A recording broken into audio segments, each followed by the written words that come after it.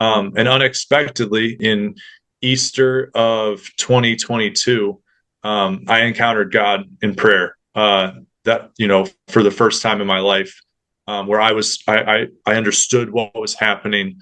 Like, I mean, I knew that it was Him. I mean, it was the most real thing I've ever experienced. It was at the emotional level, the physical level, the mental level. It was just undeniable, and it just changed everything.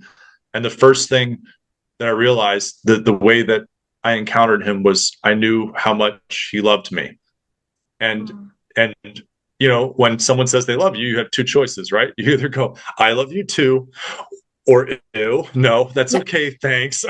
Right? And so just my initial reaction was that I loved Him too. And the first thing that came to mind was, I have to be His priest.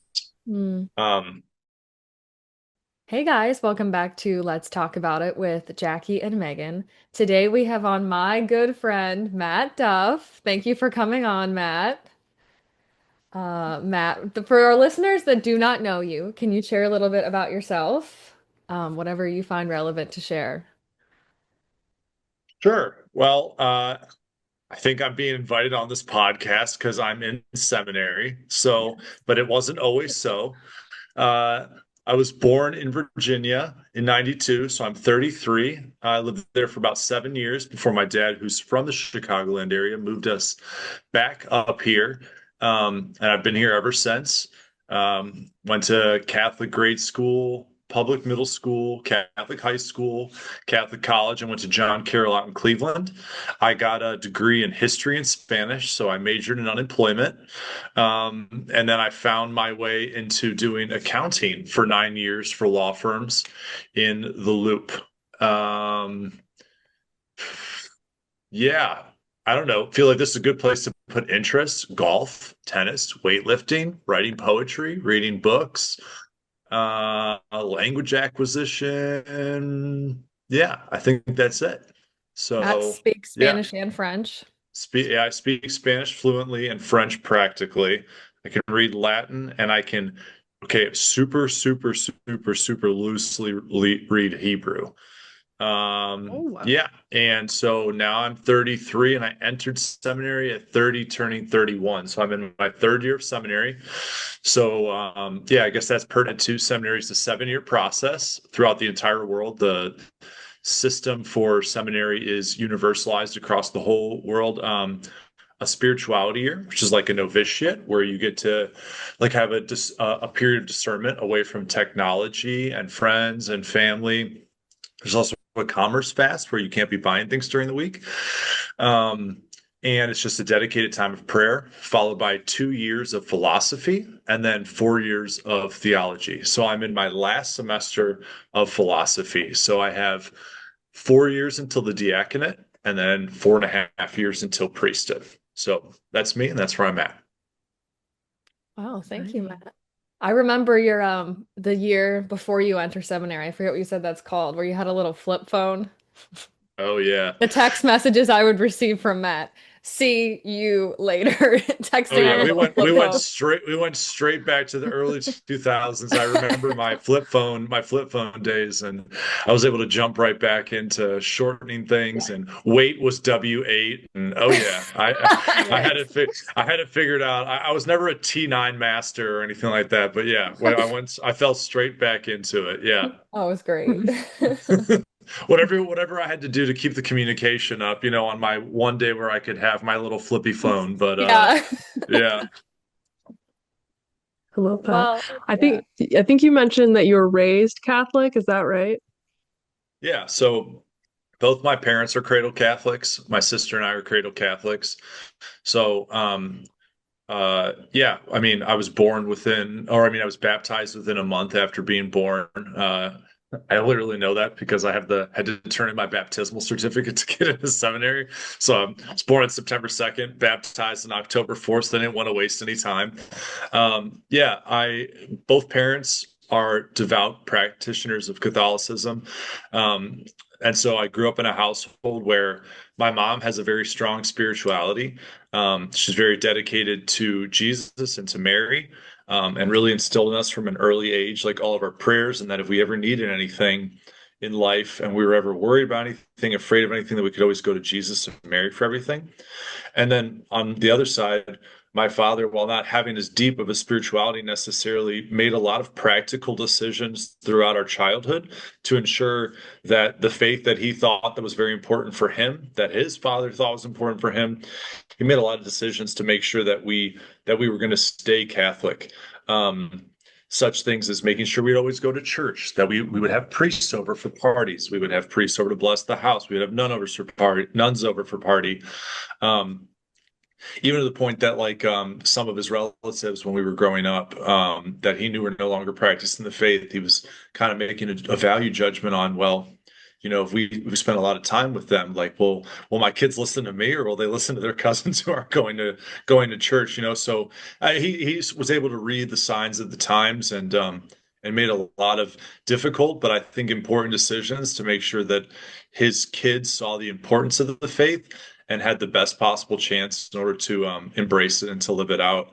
And so, yeah, I mean, really, Catholicism is just shaped entirely who we are, my sister and I, and just what what we think is important in the world and how we interact with the world. I mean, we're always going to all the different feast days, Christmas, Easter, and then being Irish Catholic, St. Patrick's Day, our high holy day. We're just yeah, we're always celebrated with a lot of fun and having the family together. When we were still in the DC area, going to my grandmother's house, and since being in Illinois, going over to my dad's side of the family's house, and even if it was just the immediate family, decorating the house, lots of religious iconography, really just placing an emphasis on being together for those times, and also just the importance of living the life within the church, knowing all the Yeah. people in the church, participating in different things. My dad was in the men's group. And has been an usher for God knows how long. His dad was too, a money counter for a while. I was in the Knights, or still am in the Knights of Columbus. My mom was on the PTA, was in the Women's Guild, taught at the local Catholic high school. So really, everything about our life revolved around our faith within the Catholic Church. And my whole mom's side of the family is very devout, as is also my dad's. So there's very few people within our family, like first cousins, aunts, and uncles who don't practice. There's very few of them, so I was very fortunate in that regard. And I guess like the last person I would say would be like the one of the biggest influences is probably my grandmother.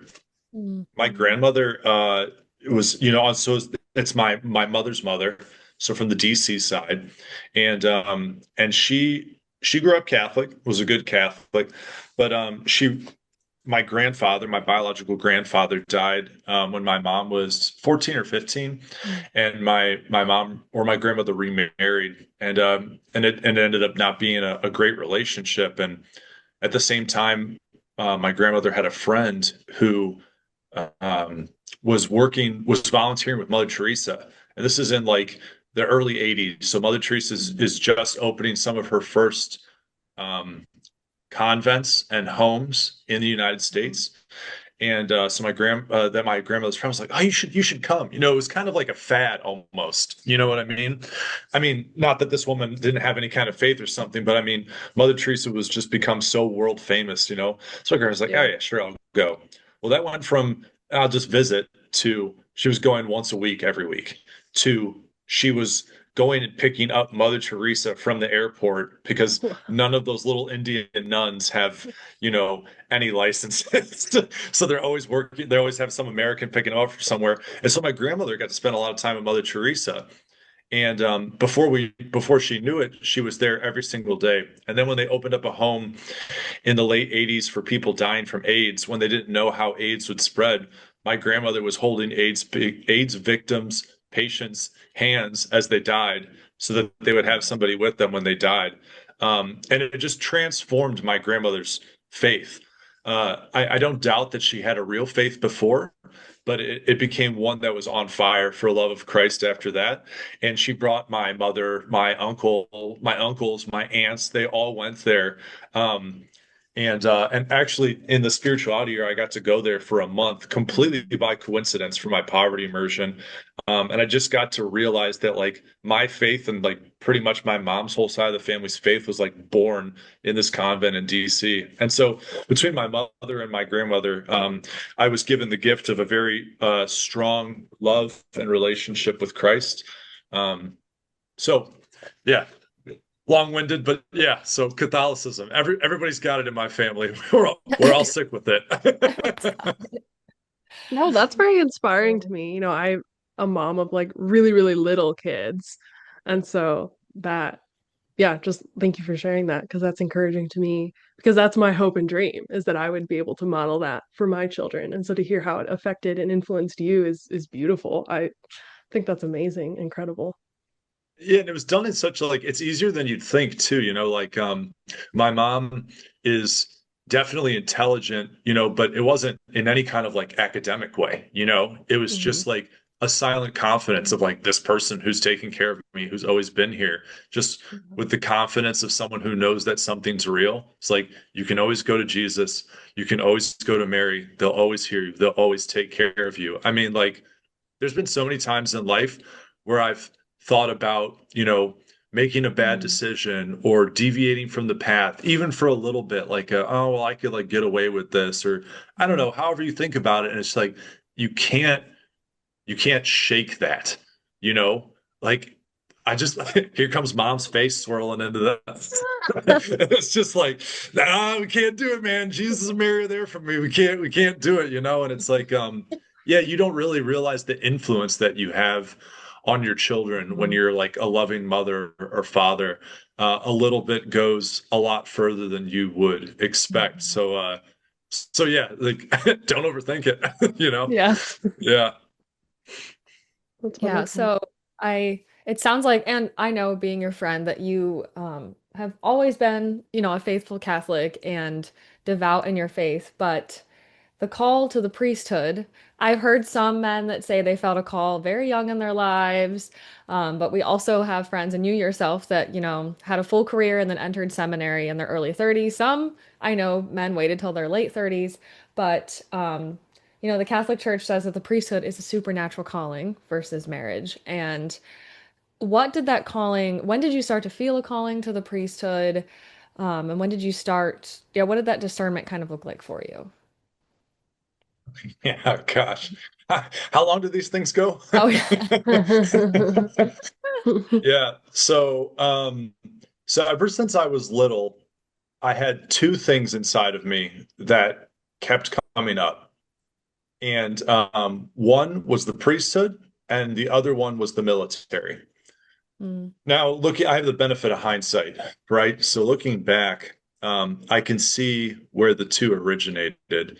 But, at the time, it was I didn't really get it, right? So like my dad was in the army for 40 years. My grandfather was in the army. My great grandfather was in the army. My grandfather's brother was in the army. My uncle was in the army. My aunt was in the Navy. Everybody was in the military. My dad liked military history and liked war movies. I very early took the same liking. I had all my little toy soldiers I would set up. Um, and then, like I said, Catholicism was always important, but I didn't necessarily like have some example to look at in terms of the priesthood. Um, my mom like used to like to tell the story. I don't know if she remembers it anymore, but when I was little and we were going to St. Bernadette grade school, so I was in first grade in Virginia, and she said one day after mass, "Matt, what do you want to be when you grow up?" And I said very confidently, I've always been extremely confident, said, "Well, I'm either going to be a general in the British Army or I'm going to be the first American Pope." And my mom just died laughing, right? Because both of those are absolutely ridiculous answers, right? One, you're American, so what are you talking about, British Army general? But I had just been watching this British war movie, and so I just thought that they were wonderful and gallant, and I wanted to be, like one of them or something. And I didn't know where the other one came from, but little me didn't think about that. But that must have been, at the age of like 5 or 6. And my mom said, "Well, Well, if you want to be ignoring the British Army one, preposterous. Of course, right? American Pope's not preposterous either, right? Anymore, I guess. But at the time, but ignoring the British Army general, she goes, "Well, if you're going to be the first American Pope, you're going to have to be a priest." And I said, "Okay, I will." And so that was like five or six. Now, of course, the great mystery of life and God's timing is that I didn't enter until 30, basically 31, but I was really never able to shake that thought, that Mhm. idea.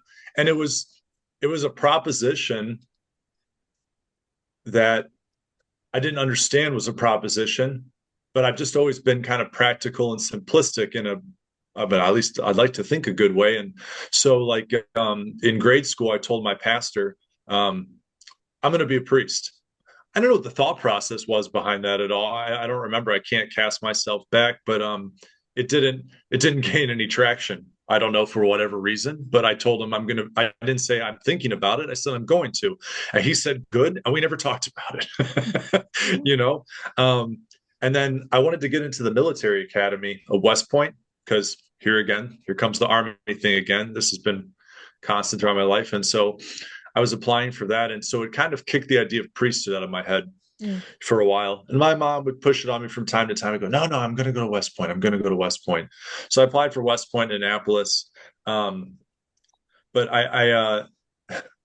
very proud moment for me. I got accepted to Annapolis, which was 3 years of very hard work.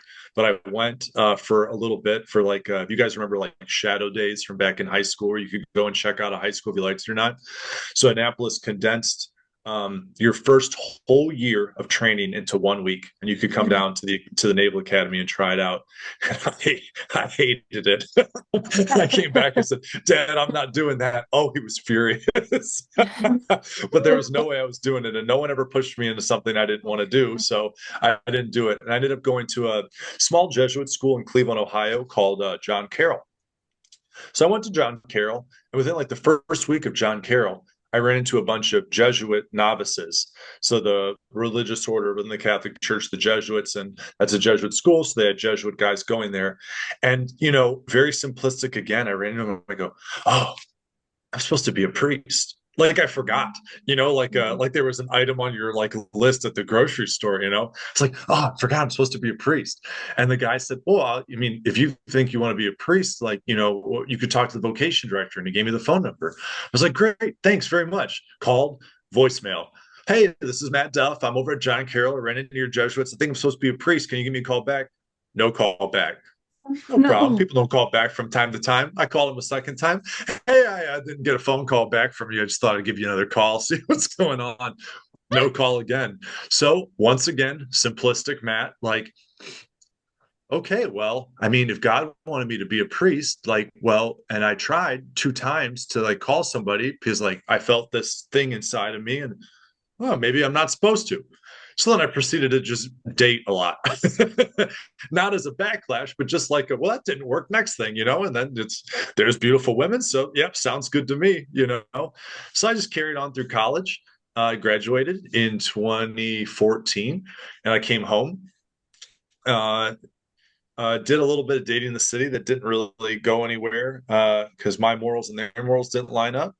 Uh, about the age of 25, I had also realized coming out of college that I had a childhood faith that I had really like believed things because I was told to believe them. And I knew that, like I said, from my mom and my grandmother, that my relationship with Christ and with Mary was solid. But like, I didn't know why I believed things. And I'd have all sorts of like, people in college tell me that like whatever I thought was stupid, or like the fact that I wasn't having sex before marriage was stupid, or the fact that I would go to church every Sunday was a waste of time, or why do you do this, or why does the church believe that? I was like, oh my God, like I don't know, And so I was like, okay, am I gonna like abandon my faith, or am I gonna figure out what I believe and why? And like abandoning my faith was not really an option again, because just the tight relationship that I had because of my mom and my grandmother and all the decisions my dad made. So I started educating myself as any good, what am I? Am I a millennial? Am I a millennial? Yeah, you are. 33. All Yeah. right, yeah, like any good millennial, yeah. So it's like, I went online and I found Bishop I started watching those videos and reading whatever books he told me to read. And, and so then like at the age of 25, I was like, oh, I think I'm unhappy working this accounting job because I'm Mm, supposed to be a priest. mm, And I knew this priest that my sister and I had been going to mass at the parish in the same town we were in, but the next parish over. And I was like, hey, Father, I think I'm supposed to be a priest. Can we talk about that? So I went and talked to him, and he was like, well, are you dating anybody? I was like, well, no, not currently. He's like, have you? I'm like, yeah. He's like, were you thinking about the priest when you're dating? I was like, no, I was thinking about her, you know? And he's like, you have a job? I'm like, yeah. He's like, you like it? I'm like, no, I hate it. He goes, oh, well, you're just not happy with life. You're not called to be a priest. This is a good conversation. Bye. And I mm, was like, oh, so again, oh, well, I mean, I don't know. I felt this again and nothing happened. So I guess God doesn't want me to be a priest. So it was at that point that I just kind of decided, okay, I'm not doing the military, and I guess I'm also not doing the priesthood. So there goes the two things from birth. So then at about the age of 26, I was going to finally get the hell out of the house. Yeah, it was going to take me until 26. And then I had all these interviews lined up to get another job that would pay me more money. My friend had convinced me, he was like, dude, if you want to find somebody to get married to that's Catholic, that's practicing their faith, you got to move into the city of Chicago. I was like, I'm moving to the city of Chicago. Dude, that place is just, it's socialist. It costs a ton of money. I don't want to be there. It sounds like a disaster. I don't want to do it. He's like, dude, you got to come to St. Clement's. Like, that's where he was at. He's like, there's all these women there. They practice their faith. Like, you're not going to find anybody. I grew up in Westchester. So he goes, so you're not going to find anybody in Deadchester, right? And I was like, oh. So I had all these interviews lined up. And then COVID hit and killed everything. And I was like, oh my God, I'm going to die in my parents' basement. I'm never going to escape. Right. And so then by about 28, 27, I started getting more interviews. And by like 28, I had got this job. It was a law firm in New York that wanted to pay me to work remote, a New York salary while working remote in Chicago. And I never had to go into the office. And I gave them a wild number thinking I'll work them down and be all, like, oh, I'm going to really like finesse this and like get to the number I want. They're like, yeah, we'll just give you that. And I was like, oh, shit. Okay, Holy Spirit, I guess we're moving into the city of Chicago. I found an apartment within like a month and I moved downtown. I started going to that church down there, St. Clement. But then I just ran into a bunch of guys who were in this men's group at St. Alphonsus and quickly moved over to St. Alphonsus. And so I was going to St. Alphonsus, and I think I've educated myself in my faith. I'm down here. I'm looking for somebody to get married to. I'm going on dates. The dating scene is abysmal. That could be a whole nother episode, but we'd have to predate this episode with that episode. But uh, yeah. And so I started like meeting all these people at St. Alphonsus, and I had thought that I was like up to my neck in my knowledge of the Catholic faith, and I realized that really, if I was up to my neck, is because I was like laying down in the kiddie pool, and all these other people were like way more knowledgeable about the faith than I was.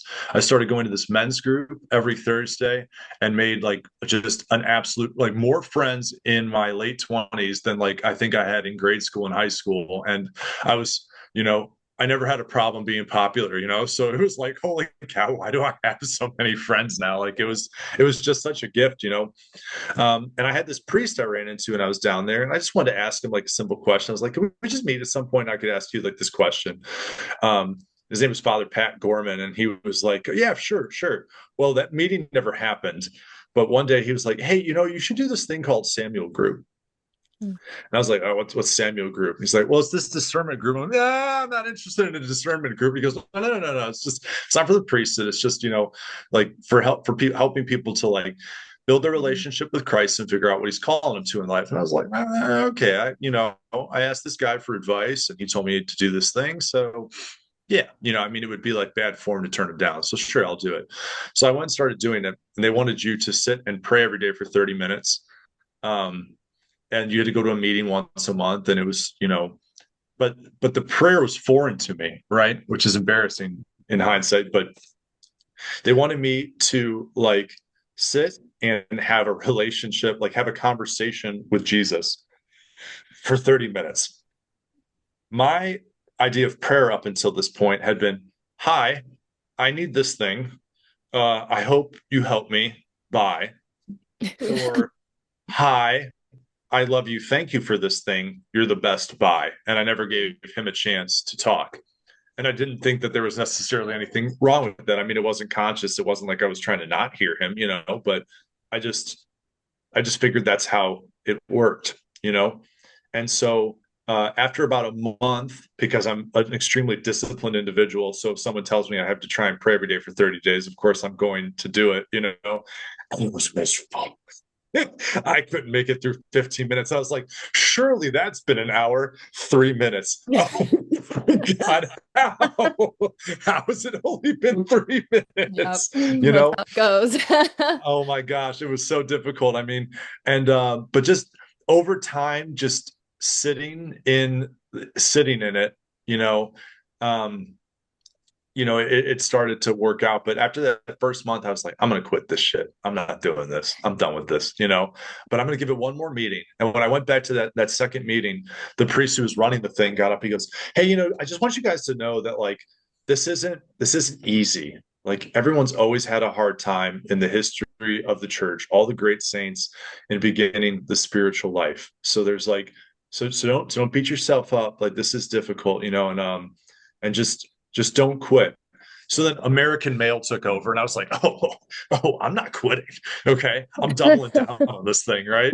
So I decided to stick with it, and over time it got easier and easier, and I think like one of the first great fruits was like, I don't know if either one of you guys like can identify with this at all, but like up until that point, I kind of thought I have good qualities, and I've got bad qualities, and and I just hoped that the good qualities would outweigh the bad ones, you know. Mhm. Um, I wasn't necessarily trying to hide the bad ones, or anything like that, but like I just hope that the good ones outweigh the bad ones. Um, and I just figured I'd live like that. And there's a lot of, fear and uncertainty and nervousness around like those bad ones. And yeah. And one of the first things I realized was that like in prayer, if God's with me, I have no supernatural communication, right? If God's with me, like I can start to look at these negative things, and Mm, I can, and I started to realize I don't have to live with these. He can actually like free me from a lot of this stuff. A lot of this stuff's mm, not even that big of a deal. It feels like it when it's just in your head and you're not talking to anybody about it. And he started to get rid of those things. He started to free me from those things. Um, and so I just was able to spend more and more time. And then I was able to like actually go to a whole holy hour, maybe once a week or something like that. And I really just started to love that time alone with him. And during this process, the idea of the priesthood kept coming up. But at this point, I had in my mind tried a bunch of times. And so not only was I reticent, but I was like vehemently against it. To the mm, point that like I would go to these meetings, and I lived in a direct straight line east of the church, about a mile and a quarter.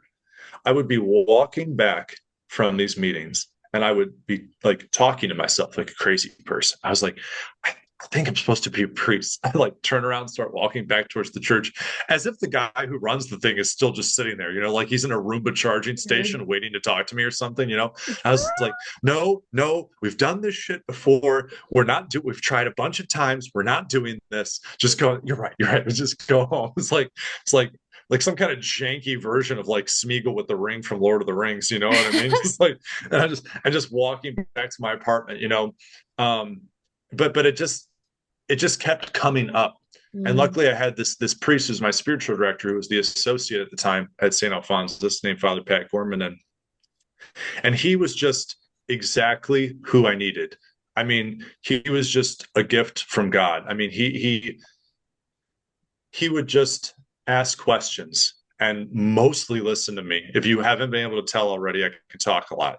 So he would just ask questions, and he would never push me into anything, and he would just let these things kind of surface. And so over time, it just kind of became more and more clear that like, yeah, this thing's not going away. mm, And then as I spent more and more time praying, uh, you know, things really started to open up. there's a great quote from Teresa of Saint Teresa of Avila, who says that like that prayer is basically like going and allowing, giving God the time to expand your heart until it's large enough to receive the gift of him. And unexpectedly, in Easter of 2022, I encountered God in prayer. That, for the first time in my life, where I understood what was happening. Like, I mean, I knew that it was him. I mean, it was the most real thing I've ever experienced. It was at the emotional level, the physical level, the mental level. It was just undeniable, and it just changed everything. And the first thing that I realized, that the way that I encountered him was, I knew how much he loved me. And and when someone says they love you, you have two choices, right? You either go, I love you too, or ew, no, that's Yeah. okay, thanks. Right? And so just my initial reaction was that I loved him too. And the first thing that came to mind was, I have to be his priest. Mm. And then I fought that for a number of months, thinking, no, we've already done that. We've already thought about that. We're not doing that, And then so that was like in April 2022. I still went on a couple of dates in that time, even though I was like thinking that that was where it was going. But the Lord makes crooked paths straight. So and in December 19th of 2022, I decided to enter seminary, and so I did in August of 2023. So yeah. December 19th, we were almost right. We could have done this interview on December Oh 19th. man, Dang it. That's we I didn't missed know the we were trying to be that anniversary. poetic with it. Yeah, yeah, no. Yeah, I was full like, it's circle December moment. 21st right now when we're recording. So close. I'm still dying at the image of you said the priest recharging on a Roomba station, and I can't get that out of my head. But that's hilarious. That's where our Just waiting for teachers you to are, come right? back. Our Yeah, teachers yeah. live, in their classrooms on the Roomba charger stations. Our priests do the same thing. You know what I mean? Yeah, of course. Where else would they be? That's Living real hilarious. lives. Yeah. That's so funny. Well, it sounds like you definitely wrestled a lot. I mean, you're talking about, there's a lot of back and forth of, I think I feel called to this. No. And it feels like you had a very pragmatic approach almost. Like, okay, well, I tried calling, didn't get an answer. Tried to set up a meeting, didn't get that. So it's not working out. But then you had this moment encountering God where you just felt this strong calling. As you sort of entered that stage of discernment, of realizing, okay, I think I do need to become a priest. Did you have any like fears or anxieties that came up as you sort of came close to that? Yeah, for sure. I think the number one, there's there's like two things overlapping, right? For me. One is like, I would say that my biggest sin would be control, right? In the Mhm. sense that, like, okay, well, how is control a sin, right? Well, like, not just letting as they say, letting go and letting God, right? Not allowing God to just take care of the ins and outs of my everyday life. And we're all called to that, but then even more so as a man called to the priesthood, right? He's supposed to be, my guide in all things. And so on the one hand, I wanted to have control, but the thing I wanted to have control of was that um, I've always wanted, since I was younger, to do the will of God, right? Like, I always wanted to do what God wanted me to do. And so, like, there's this great irony of like, I need to make sure that I do exactly what God wants me to do. Like, as if Mm, he's not in the picture, right? It's almost like, not right now, God. I'm busy doing your will. I can't Yeah, talk right. to you. You know what I mean? Like, yeah. the insanity of that. And so I just was, I had this initial reaction in prayer of like, I have to love him by being his priest. And then like the practicality and the doubts and the worries of like, but we've done this so many times and it never went anywhere. And Mm. like, I'll be happiest if I do his will. So I've got to really figure out what it is that he wants me to do. I can't just, the irony is that when I was younger, I would have been freer in that encounter to just go. Yeah. But I had gotten to such a point, you know, where probably a lot of my ability to like be in touch with my emotions had been washed away by becoming an American man who's just, like think, pull yourself up by your bootstraps, like, and all that kind of stuff. And just all those experiences, like, no, this is just, no, we have too much data that can't be right, And so what to my spiritual director probably seemed like a simple proposition to me was like I have to be sure. I can't go and do it unless I'm positive. Like I can't just leave my life behind to just go and like try it for a year. Like no, that was crazy for me. Like I'm a 0 or 100 kind of person. Like I want to be all in, you know.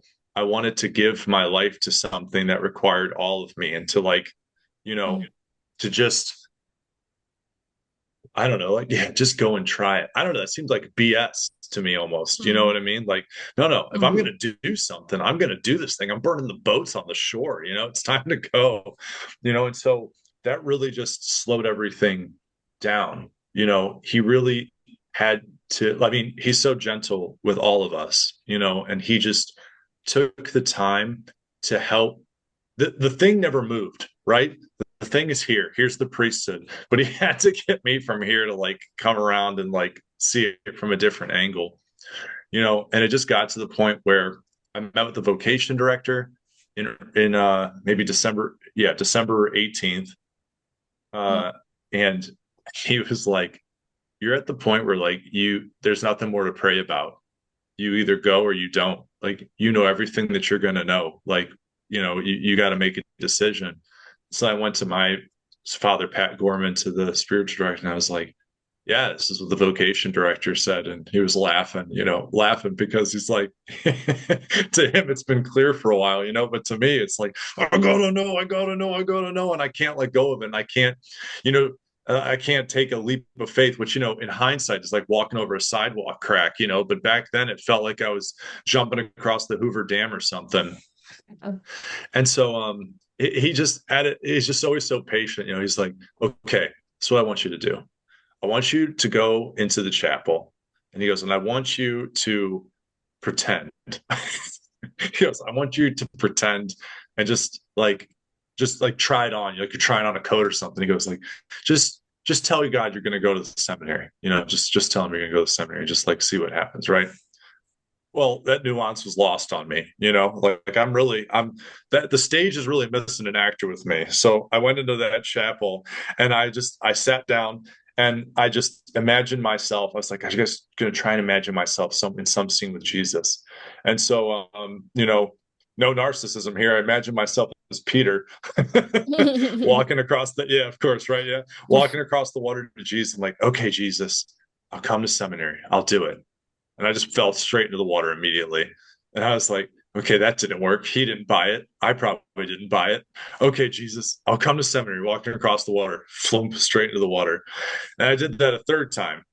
And I was like, okay, fourth time, Jesus, I love you. I don't know if this is what you want from me, but I trust in you. I'll come to seminary. And when I did it, I made it to his arms and opened up my eyes.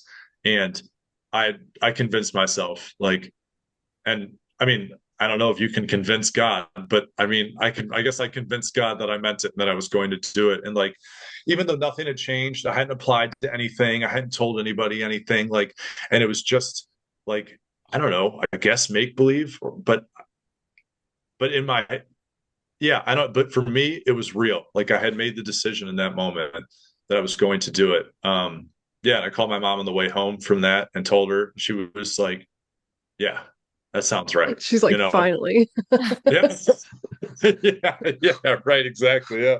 And yeah, and so like from that moment I was like, yeah, I'm doing it. Like I started filling out the application that same day. But yeah, so the discernment it took a lot of like building up trust in the Lord, and just trusting that like I didn't need to have all the answers.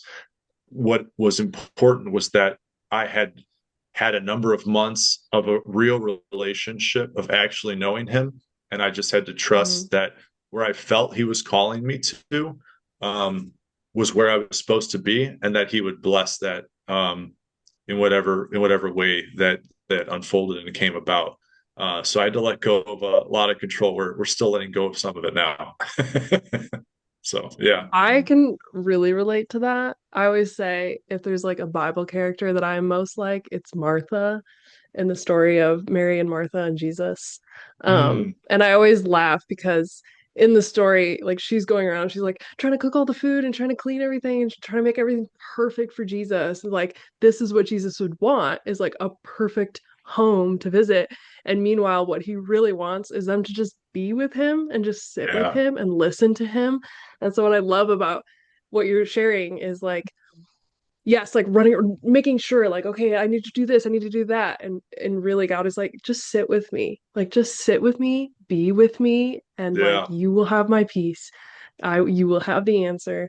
And so often we're like, no, no, no, I need to make this perfect for you. Like, let me do this for Yeah. you. And he's like, no, wait, you don't need to do this for me. Yeah. Yeah. Like I'm protecting him or something. You know what I mean? Yeah. Yeah. It's crazy. Yeah, and I like how you mentioned that part of the discernment process and ultimately taking that leap of faith was learning to really trust God, and how you learn to trust God is to build a relationship with Him. So sitting in prayer, because I do feel like, I mean, my own life I've struggled, and people ask, well, how do you trust God? That feels like such an abstract thing. It's like, well, you can't trust someone that you don't know. So you should try to sit and build a Yeah. relationship with Him, right? Or I don't know what God wants me to do. Well, have you sat in prayer about it? Well, no, I want Him to come down and tell me what to do. But you have to Yeah. actually, sit with him in prayer, which is really difficult to do. But I also like how you talked about how it took you time. Like it is a thing that you have to grow and discipline with. And it's not Yeah. all at once that you'll be able to just sit there with God. It can take time to build up. Oh To, yeah. And I mean, yeah. and the muscle memory on that goes away really quick too, you know. Mhm. Like yeah, I could like not play golf for a whole season, like pick the clubs back up and be fine. Like I could not lift for like 2 weeks or something. And you come back in 2 weeks and yeah, maybe you're a little like sore or something. You hop right back into it. Like if I miss a day of prayer, I notice the difference immediately. Mm. And it's not made up, you know, it's not placebo. Like if I don't pray, I don't fit into the day. You know, I lack the peace that I would normally have. I lack the patience that I would normally have. Like it's like yeah, I don't know. It's like your morning cup of coffee. Like, you know, you're trying to do, you're like, I'm just not awake. I just don't have the time for you. Like, you know, goodbye, coworker Karen. I could care less about your problems. You know what I mean? It's like you realize like how grace does in fact build upon nature and how much God is perfecting you and upholding you and helping you. Um, yeah, I mean, probably like in an extreme form for the priest. Like, I mean, I'm not even a priest yet, but I mean, growing in that identity of like this, this calling is in fact impossible without him. Like at Yeah. every level, like not even big stuff, you know, like little stuff, like the difference between do I stop and talk to this person who seems to maybe need something from me versus like I got stuff to do. I got to be at the thing at 2 o'clock. Like they're fine. You know what I mean? Like, yeah, it's the difference, but that is the Jesus difference. You know? So yeah, it's a big difference, and um, you have to keep spending time in that, you know, and then you can start hearing him everywhere. You know, it's like the story with Elijah. You know, he's not in the fire, he's not in the wind, he's not in the thunder, he's in the very tiny whispering wind, you know, and you can only get there with time and practice, but then also um, keeping like an internal quiet. There's so many things in our world Mhm. that can disrupt the silence in our soul. You know, that's even the harder thing to guard, even if you pray every day. Um, yeah, so it wouldn't have been possible without all that for sure. Oh, yeah. Yeah. So you have been in seminary. You said you entered in August of 2023 or started like your initial year before seminary. How has that transition been for you? You spent most of your adult life like in the corporate world or in the secular world. How has that transition been for you into entering seminary? Yeah, so the first year, like the spirituality year is in fact a part of seminary. So Mhm. so it's not like pre-seminary in any way. Like you're already a seminary and you have to apply to both the diocese and also to the seminary itself. Um, and Yeah, I was it's kind of funny, Father. So the Catholic Church initiated the spirituality a number of years ago with the priestly program for formation number 6. And then it mandated the spirituality year. But different dioceses were still implementing it in different ways. And so Father Pat was telling me when I decided to enter, he's like, well, you've been praying a holy hour every single day, going to mass every single day. You probably don't have to go to the spirituality year. We could probably send you straight to Mundelein, the major seminary, and you can start taking philosophy. I was like, are you crazy? All I've wanted to do since I met God is pray every day. And I've been doing that while working a corporate job, while keeping a crazy social calendar because I really need to stop being as extroverted as I am. And yeah, you're telling me I could go to a place where I don't have to have technology or have anybody bothering me, and my only preoccupation is to pray? Get out of here. Don't you dare take that away from me. You know, so while other guys were probably like, I don't know, let's go figure this out. Maybe God's calling me to this. Maybe God's not calling me to this. It's like that 0 or 100 mentality that like I'm all in, I'm burning the boats. Like I was very committed to going into the seminary, and was like, this is definitely what, what I want to be doing.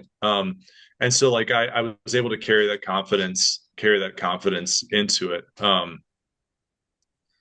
Yeah, so like so I had that advantage over other guys. So I was able to come in and just like be very excited for it. And and I knew that the other guys were going to be younger than me, like 22, 23, 24. And so I just was like, yeah, I just was entering the year and asking the Lord, like, what would you like me to do? Like I feel like I have the maturity, the age, the confidence, the conviction to enter into this year very freely. Like, what would you want me to do for the other guys? And I just felt like a very strong call of like, like be the yeast that leavens the dough, to just help them, to be like an older brother to them, and that paid a lot of dividends because the guys really, really loved, they would all come to me and tell me stuff, and they spent a lot of time with me, became very close. And yeah, we just became a tight knit group, but then like that same kind of going backwards, I kind of went out over here, like, when I made that decision to enter seminary, I ended the lease on my apartment. I, uh, I got rid of my car. I got rid of a lot of my clothes. I had way too many clothes. I mean, I didn't feel like I had way too many clothes, but it had been said before. I mean, I don't know about the veracity of that, but but I had a lot of clothes, so I had to get rid of those. I sold all of my furniture. I had a lot of furniture. Yeah, I wasn't like trying to be like the go and sell everything and follow Christ, but like just this is what you do. Like I'm going to be in the rectory the rest of my life. There was no part of my mind that said like I'm leaving. Um, yeah, so I just got rid of everything. Um, I think the best part about that was I I told people in ever widening concentric circles, right? So I had like the very close people around me, family and close friends who I told, and then like friends outside of that, and then friends outside of that, right? And eventually got to the point where it's like, oh, well, I'm gonna have to like tell work. Hmm. Um, but even in telling work, like there were some people I didn't want to tell. For instance, like I had to do a bunch of like medical exams to get into seminary. They wanted to make sure they weren't buying a busted product. So, and there's all sorts of different tests, and I said, but I just was going in to get tests done. I was like, yeah, I get this new job, and they want to run a bunch of medical tests. The doctor was like, what job are you doing that requires all these physical tests? And I was like, oh, come on, God, I don't want to have this conversation. Okay, well, I'm gonna go into seminary to be a Catholic priest, and so they had to do all these tests, and he's just staring at me, right? And I'm like, ah. He goes, two of my uncles were Catholic priests. That's awesome. Like, that's so Oh, great. I didn't know the guys were still doing that. Like, let's oh. get all these things handled for you and like get you on the way, right? Meanwhile, I'd come out of the office and all the Hispanic nurses are sitting there and they're like, Matt, we have to ask you, what are you doing all these tests for again? Because they don't know either, right? I'm like, oh my God, I had this conversation 2 times in one doctor's office. So then, I'm talking to him in Spanish. I'm like, well, it's because I'm going to go and be a priest. I'm like, oh, Mateo's going to go and be a priest because they're all Catholic. And so they're all super excited. And it just was like, it was that everywhere, Mm. like I canceled my insurance. Just like, all right, Mr. Duffs, you don't want your renter's insurance or your car insurance anymore. So do you need house insurance? I'm like, nope. He's like, so where are you moving to? And I'm like, yeah, somewhere. And he's like, do you need insurance there? I'm like, nope. He's like, so you don't need car insurance and you don't need renter's insurance and you don't need house insurance. Mr. Duff, where are you going? I'm like, oh, come on, God. What, everybody? So I was like, okay, well, I'm going to be a priest. So when I go to seminary, I just live there and I don't need insurance. He's like, silence on the other end of the phone. He goes, dude, that's wild. Tell me all about that. Completely forgetting that I'm the paying customer, Oh. And just so then we talked for 45 minutes about how Jesus wants me to go and be a priest. Um, and then like at work, I tried to give them like a month's notice because usually 2 weeks. I figured a month would be nice or whatever. But then we got this new boss and I didn't want to be fake and be like, we're going to solve the world's problems together. But also, JK, I'm out of here like 2 weeks later. So I ended up having to give them 2 months notice. And I call up my manager at the time. And I was like, okay, so I'm about to tell you something and I'm not making it up. And I'm being 100% honest with you just because you might think I'm crazy. So just giving you that forewarning.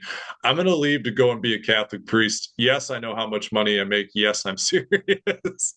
And he was a Lutheran, and he just is silent. He goes, "Oh, Matt, I'm really happy for you. That's absolutely awesome, man. Like, Oh. like I'm so happy to hear that. I'm gonna go and let all the shareholders and stuff know." And I was like, okay, sounds good. And I thought that would be the end of it. The amount of emails, phone calls, and voicemails I got from people who I don't even Mm. know if they're religious at all. About like one guy who's Protestant was told me in person, he's like, you know, one of my sons is really big into ministry, and I it's been eating at me for a while. And you know what? When I retire, I think I'm going to go and get into ministry and maybe be a minister myself. You've convinced me that that's something that I should do. Another person was like, man, you're giving up all this money like to give your life to other people. That's the most selfless thing that I've heard like in my entire life. And I got that. I mean, I printed them out. I printed out like 20 of them because I was like, if there's a moment where I get like imposter syndrome and think that I'm a nut job for having done this, I'm going to yank these things out of my desk and I'm just going to read them one after another.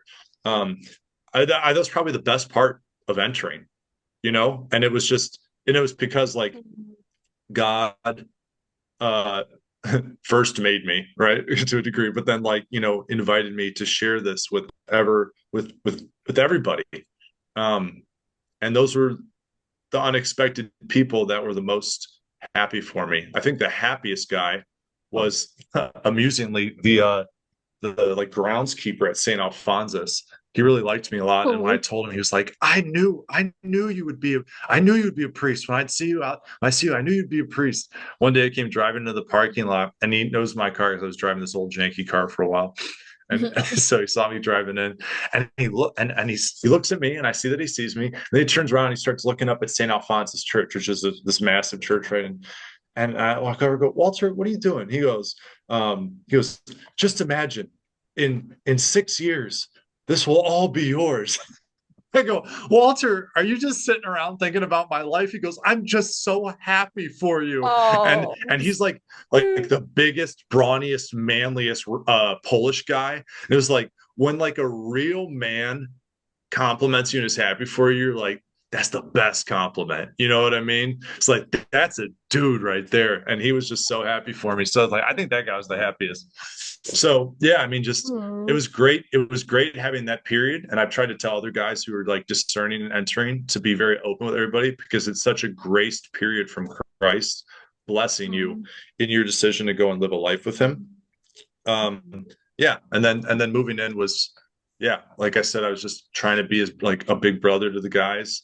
And I just received way more than I gave. I'm positive of it. Yeah, and the things like now you got to live in a house with a bunch of young guys, and now you went from having your own apartment to having just like a little room. Like, I don't know, those seemed like such. I mean, I already sold all my stuff. It all seemed like such small prices to pay to be able to finally get the thing that I wanted, which is to be doing what I thought that God wanted me to be doing. So, I mean, I was just overjoyed. So, yeah. Mhm. Yeah, I mean, I know being your friend that I could see how much joy that entering this calling and saying yes to God has been for you and just all the fruits that it has brought into your life. And so wondered if you could, I would love for you to share more of like being in seminary, what some of those fruits have been, how your faith has grown being in seminary. Jeez. Now, where do we start? Oh my God. Yeah. Where do we end is probably the bigger problem. Um, Gosh, how to make it succinct or just pick one or something, huh? I guess, well, let me say this. Now I'm in year three. I'm halfway through year three. And well, I'm doing the leaning back like some kind of cowboy thing. Sorry. I'm trying to You're good. self-correct. I'm trying to be a good guy. Um, when I told people I was entering, I got all those good things, right? But there would be some people when I would tell them it's going to be 7 years. Mm. So I'll be 37 when I get ordained. Dude, they were like, their reaction sometimes would be like as if I told them I had terminal cancer or something like, oh, 7 years. Oh, well, um, hang in there. You know what I mean? And I'd be a little a sheepish even, because it's like, I know, yeah, 7 years, but I want to do it. I know it's a long time, but yeah, it'll be good. It'll be good, and so like I had that a little bit for the first year, and maybe even a tiny bit for the second year. The third year, um, and even at the end of last year, and especially in the summer, the realization of the changes that God is making in me, the what God is asking of me in order to be his priest is becoming a lot weightier. Mm. Like the gravity of what I'm being called to do. Like on a human level, like I have a lot of confidence. I'm very competent. Like, yeah, I could, good public speaker, like good people person. Like, yeah, sounds good. But like it really has begun to dawn on me through my relationship with Christ of like what he's asking me to do. Um, and I'm just and it's moving so much faster. Like it's like, oh yeah, you have 7 years. Yeah, it's forever away. Now it's like 4.5 feels like right around the corner, which maybe it doesn't sound like it is, but over in this chair, it feels like it is. Um, but like as these things become weightier, like my yes grows correspondingly to the the larger requirements to like, oh man, Lord, I thought that was fine in my life. You need me to get rid of that, huh? Or Mhm. or I thought that the way I acted in this regard was okay, but that's that's not you, huh? Because he needs me to become him, which is just crazy, and like they say that in prayer that Jesus reveals you to yourself, Mm. and that he knows you better than you know yourself, um, and that the more that you align your life with him to become him, that you don't lose yourself, you become more yourself. And I don't know how to explain this, uh, but I have been so humbled and grateful at how I don't know how to say this a different way about how beautiful I've become. Like the changes that he's made in me, I would have never imagined were possible. The way that I've been able to love people, to be patient with people, to care about people is not me. Yet, yet I've also never been more myself. I've only become more and more Matt. And I just, there's not a math formula for this, you know, I can't do some kind of scientific litmus test, you know, and like, but it's just, it's been really humbling and really beautiful. Um, I think maybe one of the highlights of it would be just like the realization of just being an American, like being type A, being outgoing, like do, right? Like figure out how to do things, figure out how to work on things, figure out how to fix things, make a plan for things, strategize for things. And just for the Lord to show me, like, you realize that you don't need to do all this. You just have to, like, you've chosen this life, you've accepted this invitation from me to live this life with me. Why don't you just be and let me love you? You don't have to be doing all this. You know, you maybe look outside of yourself for 5 seconds, realize you're spinning your wheels and not going anywhere with all this work, you know, and just slowly letting him change that in me to realize more and more that by being with him, like you know, like in the Psalms, like the eyes of the servant on the hands of their master, right? If you just love me and let me love you, what needs to be done will unfold in front of you, and it'll be done with a lot less work than you imagine, and you'll be a lot more peaceful in doing it. And so that's been like one of the biggest changes that's happened. And I'm not perfect at it, but you know, it's made a huge change in my life. I'm a lot more peaceful, a lot more joyful. Um, I think a good example of that was I felt this calling from the Holy Spirit to be in a parish on the poor west or south side of the city of Chicago. And I didn't know what the heck that consisted of, but I knew it was God, and I knew He was inviting me to it. So that was good enough for me. And so I asked my superiors, I was like, I hear this would be a good parish to go. It's an all black parish on the south side. Will you let me go? They're like, what are you going to do there? I go, I don't know, but he seems to want me there. And they're like, okay. So I went, you know, and I said, God, I don't know what you want me to do here, but I'm just going to be with the people and I'm going to love them. And that's all I did, is I would pray for them in my holy hours and I would be with them. And the love that grew for me, grew for them in me.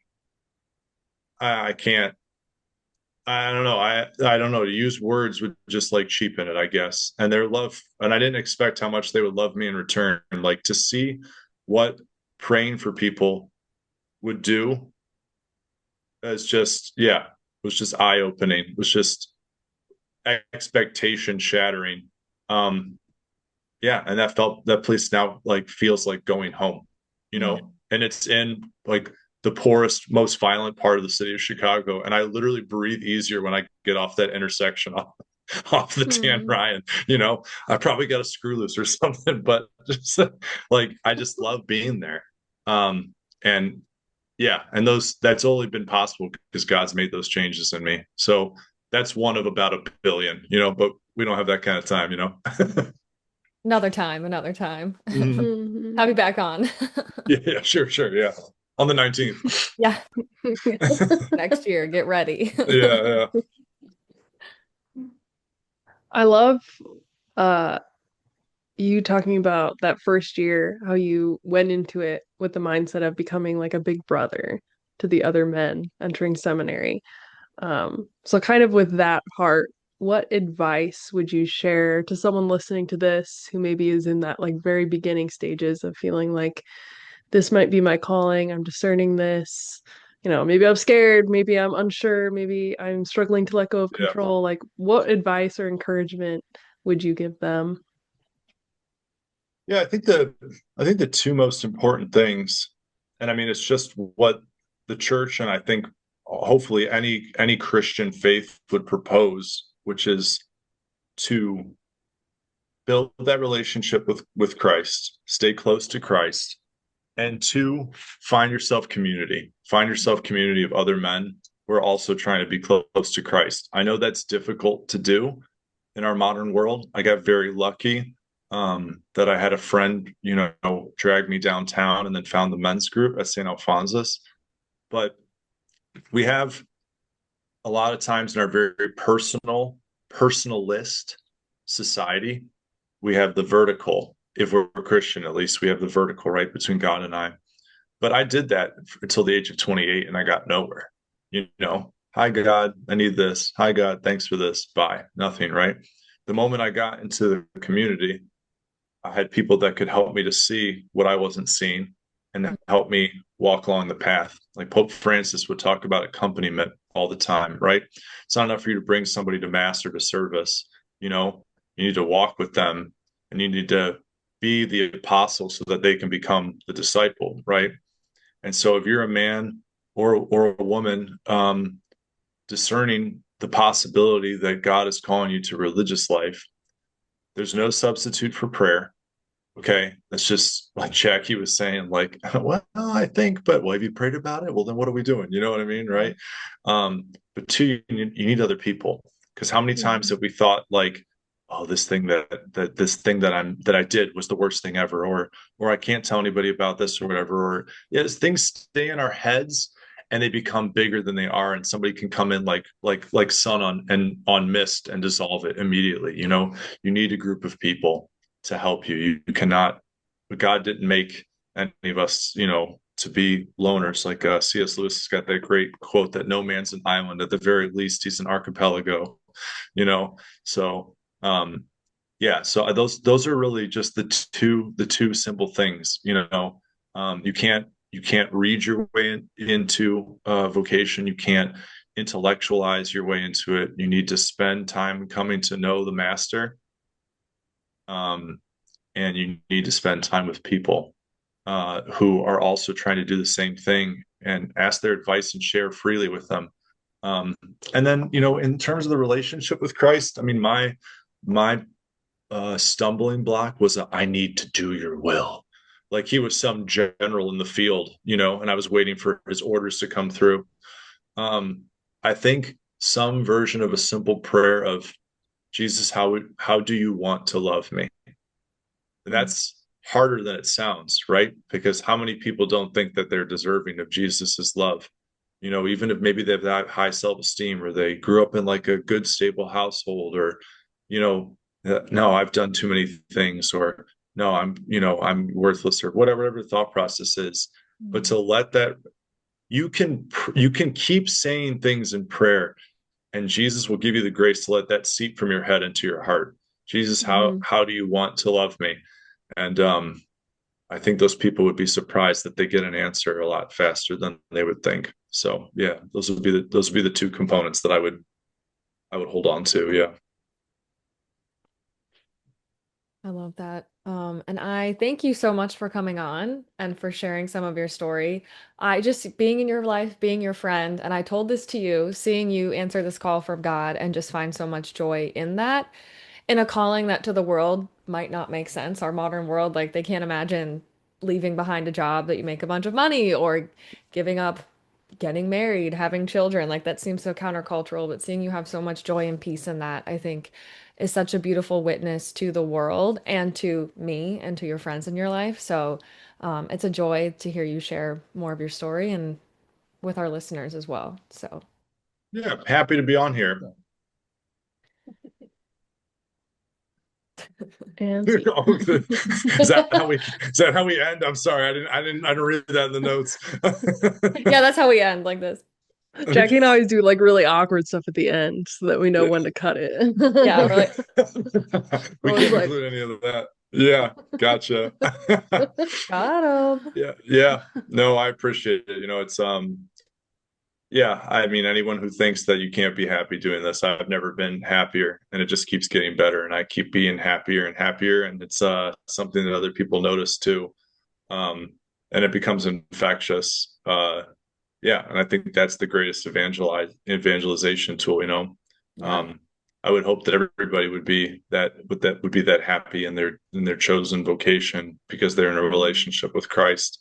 Um, yeah, it's a very joyful life. It's not easy.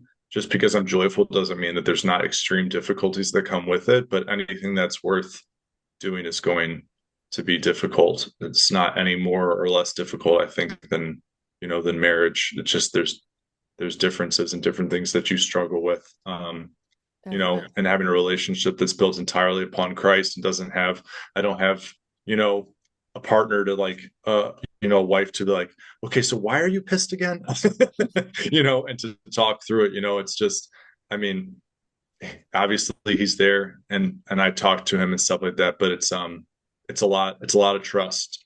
But that trust turns into joy and a lot of peace in ways that we can't understand. So um, it's definitely more than a viable way of life. It's an extremely joyful way of life, and I'm very humbled and grateful that he's asked me to do it, um, invited me to do it, created me um, for this. Yeah, it's really been. Yeah, I never thought. I spent so long thinking, what the heck is my thing going to be? To like finally have it, even though it took until 30, is just, yeah, I'm just on the adventure of a lifetime, and I just couldn't imagine. Yeah, I can't even like force project myself back to where I was. So it's been great.